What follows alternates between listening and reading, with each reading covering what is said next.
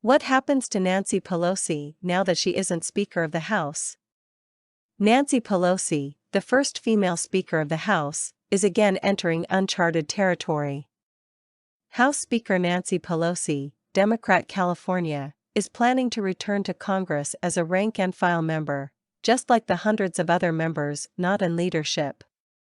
My friends, no matter what title you all, my colleagues, have bestowed upon me, Speaker, Leader, Whip, there is no greater official honor for me than to stand on this floor and to speak for the people of San Francisco, she told Congress in November.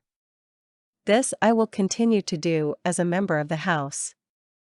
What that role actually looks like is to be determined. When asked about her plans for the next Congress, her office pointed to her last press conference as Speaker, in which she said that she plans to have a strong influence on recruiting more women and expects it will take time to wrap up certain matters related to the role of the Speaker, like providing papers for the Library of Congress and interviews with the historian of the Congress. But her decades of influence are impossible to ignore as she makes room for a new generation of leadership. And historically, there's not a roadmap for a speaker to remain in Congress after giving up their leadership role.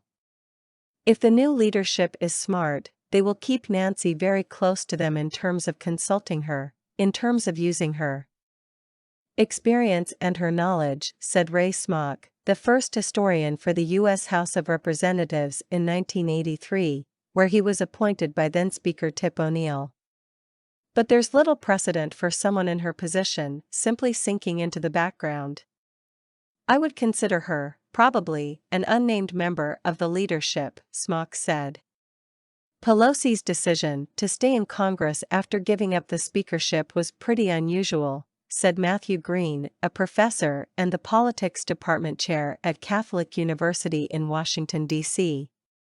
The last speaker to do that was Dennis Hastert, but he didn't actually serve very long after his speakership was over. So, he didn't really stick around. Technically, Newt Gingrich did, but it was extremely brief, Green said. Hastert was re-elected in 2006, but Republicans lost the majority. He chose not to run for a leadership position in the new minority. In November of 2007, less than a year into the new Congress, he announced he was resigning from the House of Representatives. Gingrich, on the other hand, announced he was leaving Congress at the end of his term as Speaker, just days after he was re-elected in 1998. Typically, the career trajectory for a speaker is that they don't run for re-election, like Paul Ryan, who served as Speaker during the 114th and 115th Congresses. Or, like John Boehner, who stepped down in October 2015, they resigned from Congress during their term.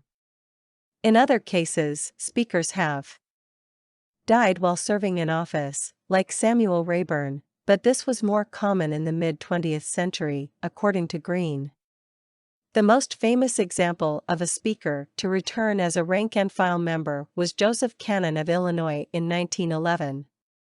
But the circumstances surrounding the end of his tenure in leadership were completely different, forced by members of his own party to curb his control as Speaker. In March of 1910, the House of Representatives debated how to limit Cannon's power during a 29-hour session. The following Congress, he served as a regular member, but Cannon lost his election in 1912. He was re-elected in 1914 as a regular member and continued to serve into the 1920s. That's probably the most extreme case of someone who had almost absolute power over the House and then was removed by his own party from leadership. And then came back, got elected from his district in Illinois and continued to serve as a regular member after that, Smock said. Green said for Pelosi to choose not to run for Speaker again, but to run for re-election and stick around is very unusual. As for her legacy, unlike Cannon, there is no question that Nancy Pelosi will go down in history as one of the most significant leaders that the House of Representatives ever had, Smock said.